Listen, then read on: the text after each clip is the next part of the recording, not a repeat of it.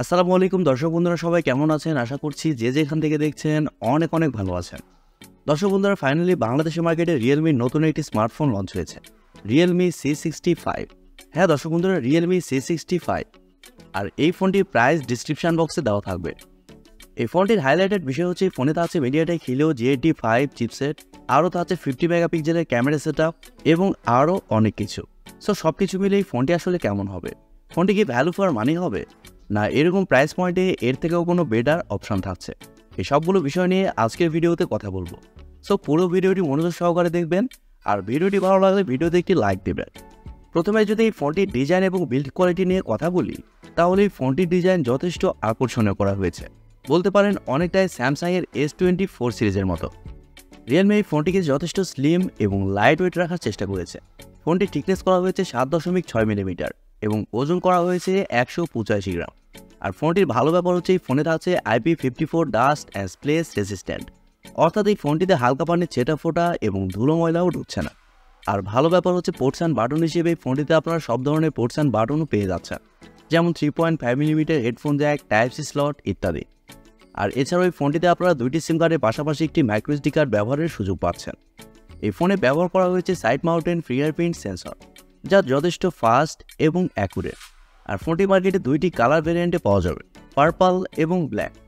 So overall সব কিছু মিলে এই ফোনটির ডিজাইন ল্যাঙ্গুয়েজ আপনাদের কাছে কেমন লেগেছে কমেন্ট করে আপনাদের মূল্যবান মতামত অবশ্যই জানাবেন। ফোনটির ডিসপ্লে নিয়ে কথা বলতে গেলে এই ফোনেতে আছে 6.67 ইঞ্চির একটি IPS LCD প্যানেল, যা শুধুমাত্র HD+ একটি ডিসপ্লে। আর এই ডিসপ্লের রেজলিউশন হিসেবে তা আছে 720x1604 পিক্সেল এবং আরও তা আছে 264 ppi ডেন্সিটি। তবে HD+ ডিসপ্লে হলেও এই ডিসপ্লেতে ব্যবহার করা হয়েছে 90 হার্টজের রিফ্রেশার এবং আরও তা আছে 500 নিটস টাইপ ব্রাইটনেস। তবে আমার কাছে মনে হয়েছে রিয়েলমির এই ফোনটিতে অবশ্যই ফুল HD+ ডিসপ্লে থাকা প্রয়োজন ছিল, সেক্ষেত্রে ফোনের প্রাইস একটু বেশি হলেও ক্ষতি ছিল না। কিন্তু রিয়েলমি এখানে ফুল HD+ ডিসপ্লে না দিয়ে HD+ ডিসপ্লে ব্যবহার করেছে, এই বিষয়টি একটু দুঃখজনক। আর HD+ ডিসপ্লে হওয়ার কারণে ডিসপ্লেতে শার্পনেসের ঘাটতি অবশ্যই ফিল করবে। ডিসপ্লেতে যে কোনো কন্টেন্ট প্লে করলে তা দেখতে একটু খারাপ লাগবে। তবে 90 হার্টজের রিফ্রেশ থাকার কারণে ডিসপ্লে টাচ রেসপন্স আবার ভালো হবে।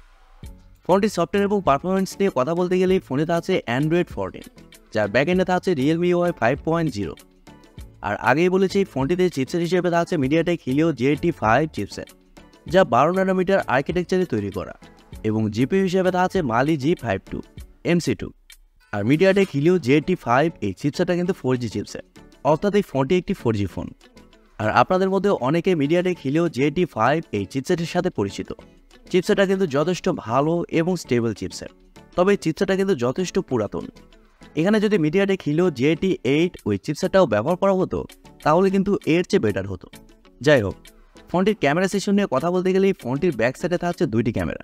তবে দেখলে মনে হবে ফোনটির ব্যাক সাইডে 3টি ক্যামেরা সেন্সর ব্যবহার করা হয়েছে, কিন্তু না, এখানে 2টি ক্যামেরা সেন্সরই ব্যবহার করা হয়েছে।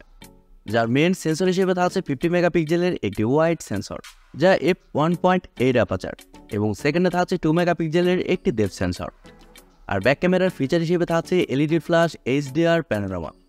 তবে ব্যাক ক্যামেরাতে আপনারা শুধুমাত্র 1080p-তে 30 fps শ্যুট করতে পারছেন। আর সেলফি ক্যামেরা হিসেবে ফোনে আছে 8 মেগাপিক্সেলের একটি ওয়াইড সেন্সর, যা f2.0 অ্যাপারচার। আর সেলফি ক্যামেরা দিয়ে আপনারা শুধুমাত্র 1080p-তে 30 fps শ্যুট করতে পারছেন। আর ক্যামেরার ফটো কোয়ালিটি নিয়ে কথা বলতে গেলে এই ফোনটির ব্যাক ক্যামেরার মেন সেন্সরের ফটো কোয়ালিটি মোটামুটি ভালো করা হয়েছে। এই ফোনটিতে আরও আছে ওয়াইফাই, ব্লুটুথ, GPS, NFC-র মতো আরও অনেক ফিচার, এবং USB-তে আছে USB Type-C 2.0। ফোনটির ব্যাটারি এবং চার্জার নিয়ে কথা বলতে গেলে এই ফোনেতে আছে 5000 mAh-এর একটি ব্যাটারি, সাথে থাকছে 45 ওয়াটের একটি চার্জার। আর 5000 mAh ব্যাটারি থাকার কারণে ফোনটিতে আপনারা এক চার্জে একদিনের ব্যাটারি ব্যাকআপ অনায়াসে পেয়ে যাবেন। এবারে কথা হচ্ছে ওভারঅল এই ফোনটি আসলে কেমন হবে।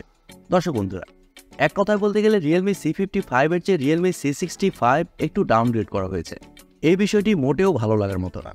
আমার মনে হয়েছে এই ফোনটির প্রাইস যদি আর একটু বেশিও রাখা যেত, আর ফোনটিতে যদি ভালো স্পেসিফিকেশন দেওয়া হতো, তাহলে এই ফোনটি একটু বেটার ফোন হতো।